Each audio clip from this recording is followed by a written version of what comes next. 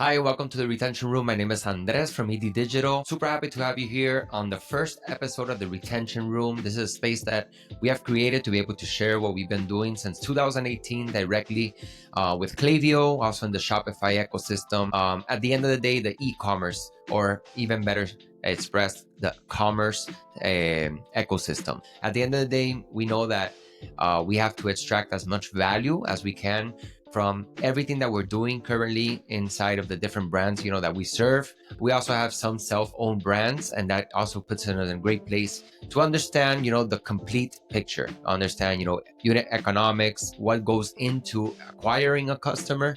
And then after we acquired, even not even the paying customer, just acquired them as a lead into our databases, we're growing those lists, what we're able to do, how we're intentionally bringing these, at the end of the day, these human beings from a simple pop-up into that pre-purchase, post-purchase phases, and evaluating every step of the customer journey at the end of the day, because we want to extend as much as we can that lifetime value. So this is going to be the first episode. My name is Andres, as I mentioned, from ED Digital. 8 years working directly with D2C brands, specifically with their retention marketing, their tech stacks, understanding how and if data is well connected and what we can do with this data, using, of course, direct communication channels like email and SMS to be able to automate different communications and also send campaigns at scale, which is so important.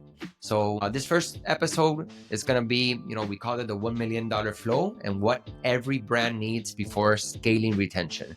This is super important because it's not sending more emails. Sending more emails, of course, is going to give you more increase in presence, and it's going to give you, that consistency, but you have to scale it definitely with the right foundation. This is one of the things that we found across the board with different brands. One of the first things that we always do is an audit, just to understand what it is that is right now in place, what's working, what's not working, what needs some tweaking, and what gaps we're able to identify to be able to understand exactly where your opportunity lies. And there's a lot of times that we're seeing disconnects in terms of data. At the end of the day, data, I think it's a very sexy word. We throw it out there once and once again, but at the end, data is information that we can take actions on. And also of course, we can use it to be able to draw our own conclusions of, where we're at as a business, how many people we have, how many people have turned into prospects. We know that prospects that are coming in from any type of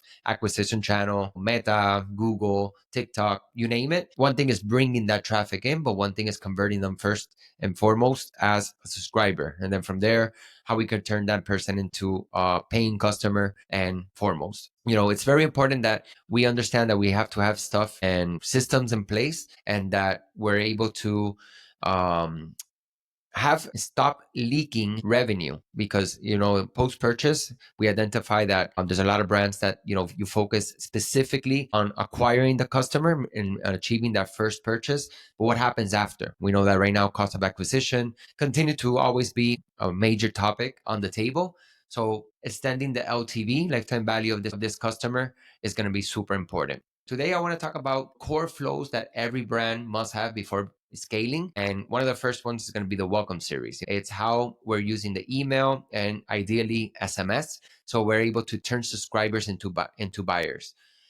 Welcome flows is a very great place to have and include social proof, product education, founder stories, a compelling offer that you're able to throw out there, so you could bring this person not only into your database or to your list, but you're also able to convert that person off of that visit. We know it's not always going to be on one email, one communication done deal, or one visit done deal.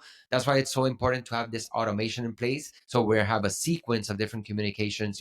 First email, nothing happens after a day, we're sending a second email, and we're giving that follow-up automatically through automations, of course, and intelligent automations, everything that's connected directly to your e-commerce system, that we can understand if this person has purchased or hasn't purchased, so we could stop of course sending them different messages that are going to be aligned to where this person is at. There's something that we see that's like an untapped opportunity with a lot of brands, is that we could split path purchasers and non-purchasers. Why is this? Because there could be welcome series that you're placing in your brand. And when you connect, for example, Klaviyo with Shopify, and let's say you implement a welcome series, but you did not have a welcome series, you're going to have visitors that are going to be visiting your website for the first time with that welcome series in place. So you do want to capture this person into your series, but you want to be talking to them as a person that they already purchased. And then you're taking them through, let's say you're talking about 5 reasons why your brand is so important and serves correctly this client. You could be talking to this person, letting them know that they're already a purchaser. And then you could even be cross-selling, or you could be talking about, here's a special discount for you that we know that you already purchased, versus somebody who had just landed on your webpage, of course, on your e-commerce store, and you're just getting that conversation started with. So that's going to be something super important in terms of welcome series. We also see the post-purchase flows that are used to build trust, to reduce buyers' remorse with the brand. You could increase, of course, using user-generated content, reviews, person's decision of why they purchased. There's a lot of times that when you purchase something, it's immediately after you purchase it, you could have this type of feeling that I make a right decision, this brand is to trust, etc. So this post-purchase sequences everything from order confirmation, how you could transmit the brand value, how to use your product, and then eventually request reviews, UGC. It's going to bring a lot of value to the table because you're giving that person, that treatment specifically where that client or customer is with you as a brand, and you're going to be talking to them in a post-purchase, state or part of their life cycle. So I think that's super, super important. We have another one, which is the browse abandonment, which is going to be in the pre-purchase side of things. Klaviyo has the ability, when connected, for example, with Shopify and other e-commerce platforms, to detect when somebody has seen a product and has abandoned it. It's very important to be able to show them not only that you're there for any type of support that they need on the decision to buy the product, but also what product specifically they're looking at, and give them additional information. That's always going to be super helpful. Keep that continued more than education, of course, going to be part of it, but also the communication side of things. So that, align it, for example, with a cart abandonment or checkout abandonment, which is going to go, of course, after somebody who is already has higher intent in terms of, I want to buy with this brand. I'm ready to buy. I'm going to be able to give them, continued hey, this is the product. You don't have to be using a direct, discounting in your first communication or second email follow-up. Maybe in the third email follow-up, that's when you start maybe throwing there some type of discount to see if you bring them over to the other side of the table where you want to bring them, of course, is to the purchase. But it gives you opportunity to automate these specific communications depending on what the person has done. And this is like, we talk about, making a lot of money out of automations, out of, different strategies and tactics, but definitely these are foundational flows that we need to have in place. So we're able to start, first of all, communicating as that person has or has not done something, but also in each state, pre-purchase, post-purchase, depending where your customer's at. We also see another untapped opportunity in win-back flows. Win-back flows, basically you're trying to reactivate customers that have relapsed for, I don't know, 60, 90 days post-purchase. Depending on the product cycle that you have, you're going to have like a certain time that somebody maybe purchased one time, but they haven't come again. So one of the things that we see is try to avoid discounts is basically just, new arrivals. Remember that we are throwing this out of there. These are automatic messages through flows, but you're always having campaigns, which one of the basic intentions of a campaign is to reactivate users into your, into your funnel, bring them back to your offer, bring to your product, discount, etc. So win back flows, it's one of the things that you want to be, highly focused on just bringing this person back. Of course, discounts can be used further along the line when somebody is not engaging. And usually, subject lines are going to be super important here. So you could start, breaking the noise of everything that somebody's receiving on a daily basis in terms of emails. But we do see that win back flows is something that many brands are not taking advantage of. And if, like I always said, like if somebody purchased from you one time, so you already brought them to your side of the table and they haven't purchased again, there might be a reason. Maybe they need more information. Maybe they had a bad experience. So you could just like reach out to this person and let them know, like, hey, is there something I can help you with? Just reply to this email. Let us know. Was there something that we did wrong? Something that we could get better? Of course, you can analyze this with your copywriter. You could be using different types of communications that help you actually, deliver a message that the person knows that you're human. A lot of times, win back flows, as many other flows that we're I actually want to do an episode of this, backed by data in terms of plain text emails, because we believe a lot in plain text emails because we know that humans communicate through plain text. We don't communicate necessarily through design. 100% of our emails, when they're human to human, we're not using high end designs. We're just using very human like communications, saying hey and reaching out with a direct message depending on what it is that you're trying to achieve in that communication. We understand and we've seen very effectively that plain text emails in this state of winback can be something that is also very untapped, and it's a lever that you can be taken advantage of. So key retention levers that I think were built into all these flows are going to be like, of course, smart segmentation. We're going to be using product education and content. Add reminder logic based on the average reorder time. There's like metrics inside of Klaviyo that you're able, when you're using the platform, you're able to understand when this frequency of purchasing is happening, and you're able to put that logic into your flows and be able to maximize those communications and try to be as precise as possible as data permits it, of course. And then in our case, we definitely recommend Klaviyo for implementing. If you're a D2C brand, not using Klaviyo is like not using the main tool that is crafted, it's developed, thought process of the whole product is for D2C. Okay. So it doesn't matter, like, and right now, Klaviyo is positioned as a D2C CRM. It's actually the first CRM built for B2C brands. And that's one of the things that, in our case, that we're a service agency and we're in the B2B world. And we use, of course, different platforms as a CRM, which is not necessarily Klaviyo.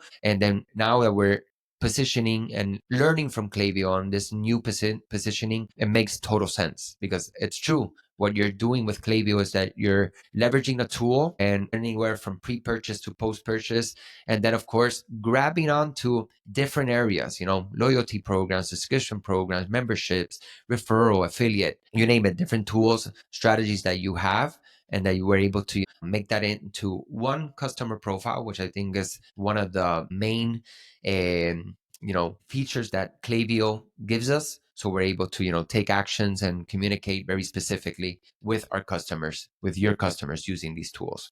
So I don't know. One of the things that we also see that I want to share here about flows. Flows is not like a set and forget type of thing. You have to set and you got to give them a follow up. You have to understand what's happening, what's not happening with flows. If there's flows that maybe have an opportunity to add an additional email because you're seeing great open rates, email by email, that's going to be another way to understand, hey, there's an opportunity of giving you another email. And likewise, if you have an automation or flow with a whole bunch of emails and people are not even making it to the last emails, you can start cutting that unnecessary email that is not really doing anything and put that resource into something else. Over discounting in the cart and win-back flows, as I mentioned, is like something we definitely should avoid. Not using conditional logics for first-time buyers, second-time buyers, VIP, depending on value of the customer. There's a lot of different information that you have currently in your e-commerce platform in Klaviyo that you're able to use that,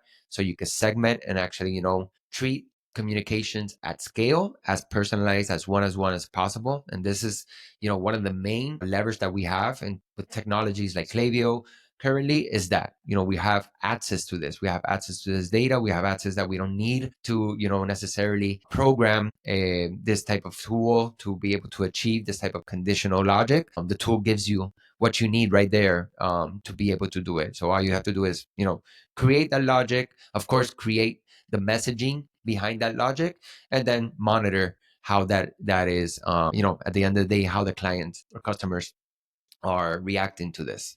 Email is not dead. That's one of the things that we keep on seeing. Our business is built on email, on an SMS. So, and then of course now extending to other retention strategies like loyalty programs, subscription programs, how we're able to maximize and receive as many reviews, UGC, content, and be able to convert, at the end of the day, customers and convert them into as loyal as possible, advocates, and that they're actually start acquiring customers for you as a brand.